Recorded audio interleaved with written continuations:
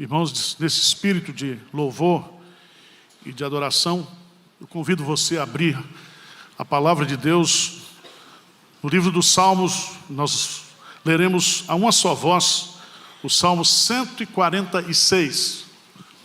Salmo 146. Depois eu farei a exposição do texto. Salmo de número 146. A fraqueza do homem e a fidelidade de Deus. Vamos juntos? Vamos lá?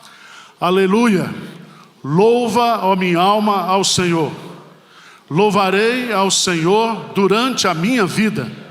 Cantarei louvores ao meu Deus enquanto eu viver. Não confieis em príncipes, nem nos filhos dos homens, em quem não há salvação. Sai-lhes o espírito e eles tornam ao pó. Nesse mesmo dia perecem todos os seus desígnios.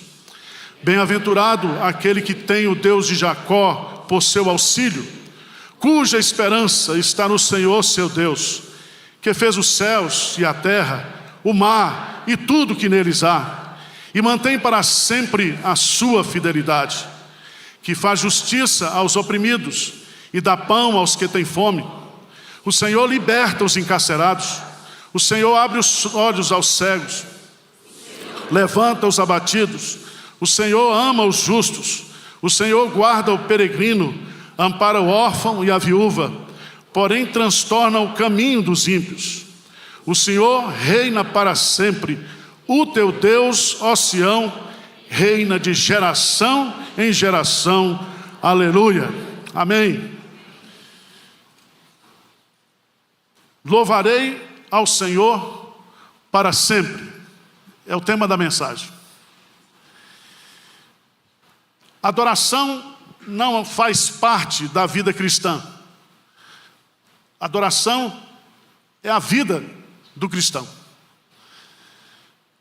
Depois que nos tornamos santuário do Espírito Santo, sacerdotes do Deus vivo e verdadeiro, o culto, a adoração a Deus, o louvor a Deus, não é um evento, mas é um estilo de vida. Eu não sei como é que está a sua vida pessoal, se você está mais murmurando, mais reclamando, do que louvando e agradecendo a Deus. E esse salmo nos convida, nesta manhã histórica, eleição para presidente, para governador do nosso estado, que haja no coração da igreja, na mente da igreja, que Deus é soberano, que Ele reina. Primeira parte do salmo, a decisão de louvar. Então, louvar a Deus, você tem que tomar uma decisão. E o salmista que compôs este salmo, nós não temos registro de quem foi, mas ele começa, assim como os Salmos 147, 148, 149, 150, com a expressão aleluia, aleluia. E o salmista diz assim, aleluia, louva, ó minha alma, ao Senhor. Louvarei ao Senhor durante a minha vida, cantarei louvores ao meu Deus, enquanto eu viver. Preste atenção que essa palavra aleluia, no hebraico, é uma expressão que junta louvor a Deus. Aleluia. Iá é a expressão do nome Yahvé. Porque louvor somente a Deus. Como nós cantamos aqui. A Deus, somente a Deus. E é tão interessante que o salmista vai nos ensinar que nós devemos louvar ao Deus vivo e verdadeiro, ao único Deus que existe. Louvá-lo não somente por quem Ele é, mas por aquilo que Ele faz, por aquilo que Ele tem feito por nós. E eu creio que todos nós aqui temos motivos de gratidão a Deus, para louvar a Deus. Só o fato de nós estarmos salvos já é o grande motivo da adoração da nossa vida. Mas o salmista ele toma a decisão de louvar. E nós que vivemos na nova aliança, nós vivemos sob o estilo de adoração, de louvor. Mas veja que ele vai colocar aqui, nessa decisão, a forma de louvar. Ele diz: louva, ó minha alma, ao Senhor. Louva, ó minha alma, ao Senhor. Quando ele usa louva a minha alma, ele está dizendo que eu devo louvar a Deus com todas as minhas forças, com todo o meu interior, em verdade, em sinceridade. É uma expressão clara daquilo que Jesus Cristo diz, que nós devemos amar a Deus com toda a nossa mente, com todos os nossos sentimentos, com todas as nossas forças. Mas ele acrescenta, além da forma sincera, integral, inteira, ele vai colocar aqui que ele vai louvar a Deus com cânticos. Ele louva a Deus com cânticos espirituais. E não tenho dúvida que o cântico, ele é a forma mais sublime de adoração. Cantamos o que sabemos, cantamos o que aprendemos da palavra de Deus, cantamos o que sentimos. O nosso Deus habita em meio aos cânticos e aos louvores. E nós viveremos para sempre para adorar o Senhor. Por isso que ele vai colocar aqui no texto que vai louvar a Deus durante a minha vida e enquanto eu viver. Durante a minha vida, esse espaço de tempo, a história. Mas enquanto eu viver, significa que eu viverei eternamente para louvar e para adorar o Senhor. Abra sua Bíblia, por favor, no Salmo 115. Salmo de número 115. O versículo 17 a 18. Vamos ler juntos o que a palavra de Deus nos diz. O que diz aí? Os mortos não louvam o Senhor, nem os que descem a região.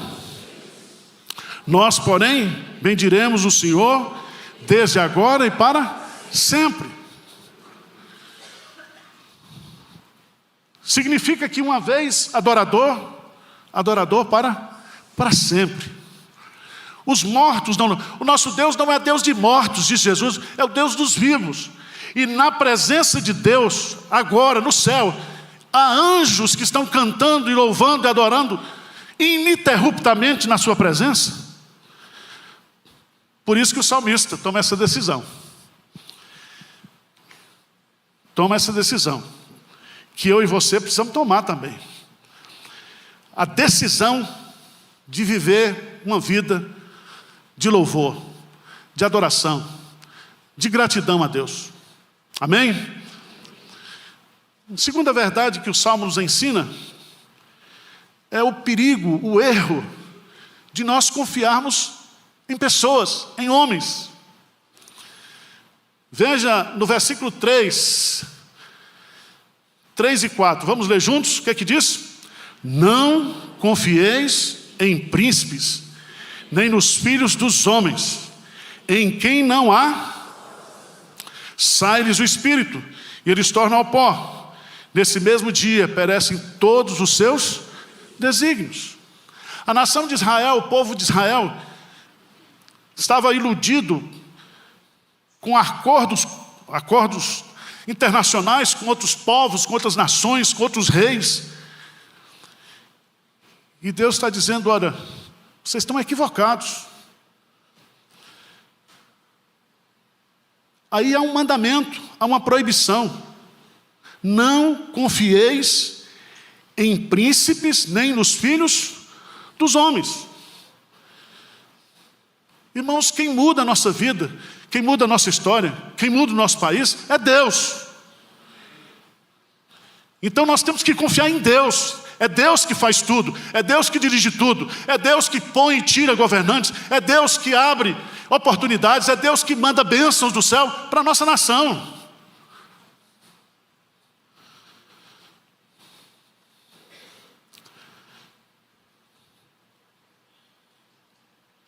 Abra sua Bíblia em Isaías, capítulo 31. Isaías, capítulo 31. Diz assim, versos de 1 a 3. Vamos ler juntos, quem quiser. Diz assim: ai dos que descem ao Egito em busca de socorro e se estribam em cavalos, que confiam em carros porque são muitos e em cavaleiros porque são muito fortes, mas não atentam para o Santo de Israel, nem buscam ao Senhor. Todavia, este é sábio e faz vir o mal e não retira as suas palavras. Ele se levantará contra a casa dos malfeitores e contra a ajuda dos que praticam a iniquidade. Pois os egípcios são homens e não deuses, os seus cavalos carne e não espírito. Quando o Senhor estender a mão, cairão por terra, tanto o auxiliador como o ajudado, e ambos juntos serão o quê? Consumidos.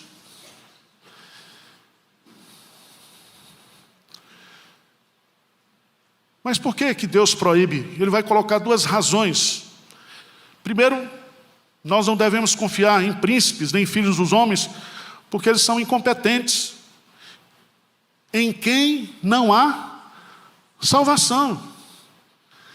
Toda a salvação do crente, toda a salvação do povo de Deus, vem de onde? Vem de Deus. Eleva os meus olhos para os montes, de onde virá o socorro? O meu socorro vem do Senhor. Nós temos que crer nisso, nós temos que viver nessa perspectiva. E é tão bonito, porque ele vai dizer claramente: eu sou o Senhor, e fora de mim não há Salvador. A salvação do justo vem de Deus. Mas ele vai colocar no Salmo, veja, no versículo 4, sai-lhes o espírito e eles tornam ao pó. Nesse mesmo dia perecem todos os seus desígnios. Veja que nós não devemos confiar em príncipes e em filhos de homens, porque eles são transitórios, eles são fugazes.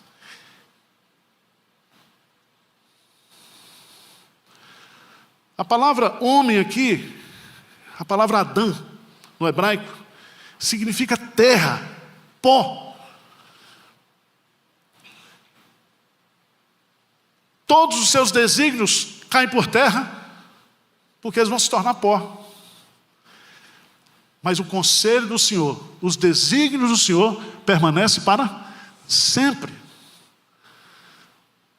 Então nós precisamos adorar ao nosso Deus, louvar ao nosso Deus todos os dias.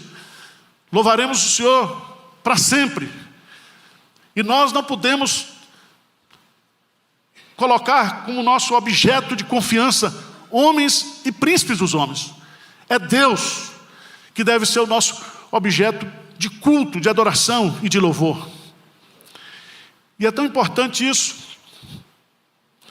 porque ele vai dos versos 5 a 10, depois de tomar a decisão de louvar, depois de proibir que a gente confie em homens, em príncipes, em filhos de homens, ele vai colocar a felicidade, a bem-aventurança de se confiar no Senhor. Veja que coisa linda. Lê comigo o versículo 5. O que ele diz aí? Bem-aventurado aquele que tem o Deus de Jacó por seu auxílio, cuja esperança está... Presta atenção. 3 lições desse versículo. Primeiro, a bênção. Bem-aventurado. Bem-aventurado significa abençoado de forma exponencial. É uma felicidade duradoura, é uma felicidade sobrenatural, é uma felicidade que vem de Deus, é ter uma vida abençoadíssima. A fonte da bênção, aquele que tem o Deus de Jacó por seu auxílio. Não é o Deus de Israel, é o Deus de Jacó. Ele é o Deus dos pecadores, dos crentes imperfeitos. A palavra auxílio aqui significa aquele que socorre, aquele que ajuda nas nossas imperfeições, nas nossas carências, nas nossas necessidades. Ele, o Senhor, é o nosso auxílio.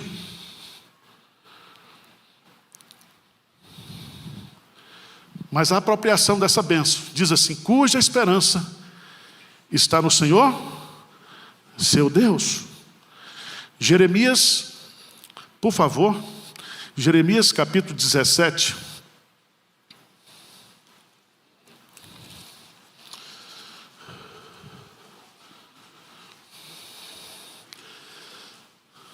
Versículo 4, diz assim, vamos ler juntos? Assim diz o Senhor: maldito o homem que confia no homem.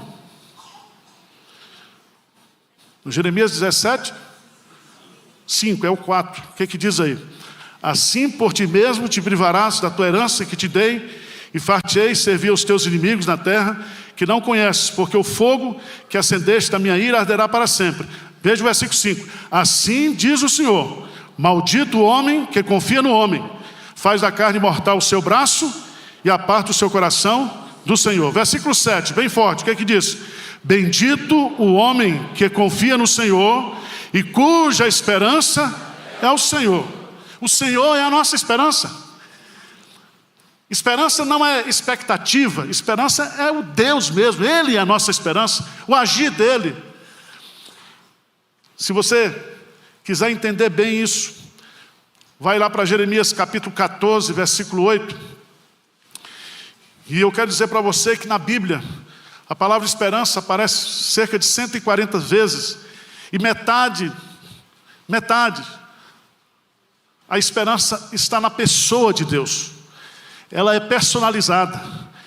Veja aí, Jeremias 14, versículo 8, o que diz aí?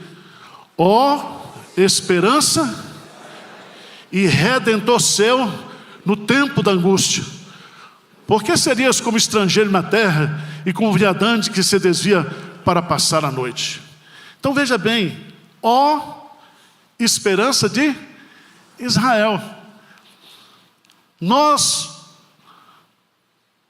temos a nossa esperança exclusivamente na pessoa de Deus, na pessoa de Jesus Cristo. Paulo diz que Jesus Cristo é o nosso Senhor, que Jesus Cristo é o nosso Salvador, mas Ele também é a nossa esperança. Ele é a bendita esperança que nós aguardamos na segunda vinda.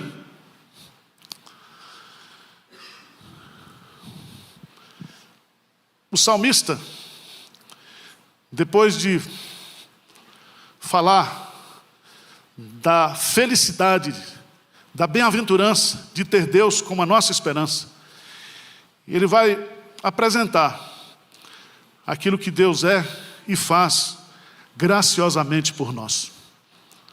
Primeiro, veja no Salmo, o versículo 6, que esse Deus que é a nossa esperança. Versículo 6, o que diz aí?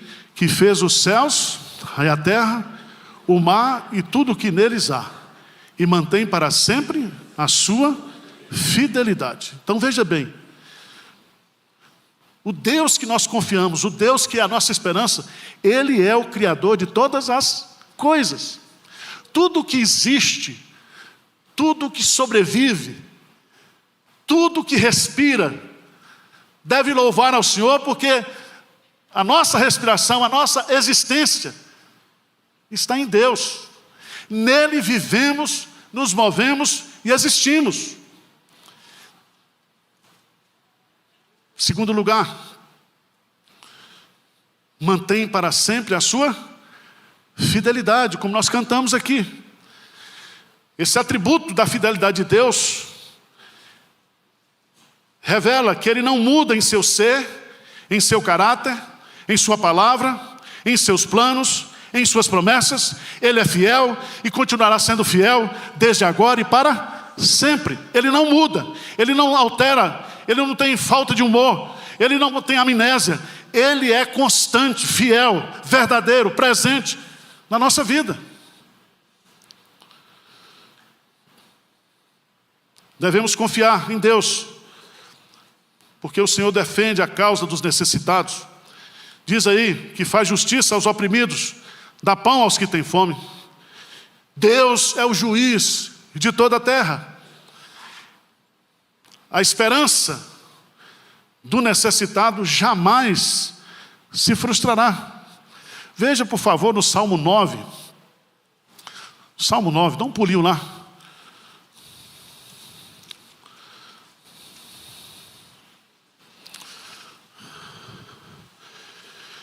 No versículo 9 diz: o Senhor é também alto refúgio para o oprimido, refúgio nas horas de tribulação. Agora, veja versos 17 e 18, vamos ler bem forte, Salmo 9, o que diz? Os perversos serão lançados no inferno, e todas as nações que se esquecem de Deus, pois o necessitado não será para sempre esquecido, e a esperança dos aflitos não se há de frustrar perpetuamente. Louvado seja Deus por isso. O nosso Deus, Ele é fiel e Ele defende a nossa causa. Tudo está sob o controle dEle. Quarta razão, versículo 7, o Senhor liberta os encarcerados. Jesus veio, foi ungido como Cristo, como Messias, para pôr em liberdade todos os cativos espirituais, os cativos que estão presos ao pecado, aqueles que estão presos espiritualmente a Satanás. Ele veio para trazer libertação. Ele é o Redentor, Ele é o Libertador. Se nós cremos que Ele é Redentor, meus, Deus vai libertar o nosso país da idolatria, da corrupção. Deus é o Deus libertador. E Ele sabe fazer tudo direitinho. A gente não precisa ensinar para Deus. Ele faz. Se nós depositarmos a nossa esperança nele, a nossa confiança nele, o salmista está dizendo, pode ter certeza que Ele é o Deus que liberta. Mas Ele é o Deus que cura também. O Senhor abre os olhos cegos. O Senhor levanta os abatidos. Existe a cegueira física, existe a cegueira espiritual, existem as doenças espirituais, as doenças físicas. Deus é o Deus que cura, que sara, que restaura, que levanta aquele que está abatido, deprimido. Ele é o Deus de todo poder e de toda graça. Mas diz o texto, e a gente está encerrando, que o Senhor é o nosso protetor. Diz aí, o versículo 9, o Senhor guarda o peregrino, ampara o órfão e a viúva, porém transtorna o caminho dos ímpios. Além de nos proteger, Ele age em favor daqueles que estão contra nós. Então, nosso Deus deve ser louvado. Nós devemos colocar nossa confiança nele, porque Ele está cuidando de nós. Ele é o nosso protetor, Ele é aquele que nos defende. As nossas causas estão nas mãos dEle, Ele sabe tudo o que necessitamos. Então vamos louvá-lo, vamos confiar nele, vamos louvá-lo de todo o nosso coração. Mas por fim, vamos ficar de pé e vamos ler o versículo 10.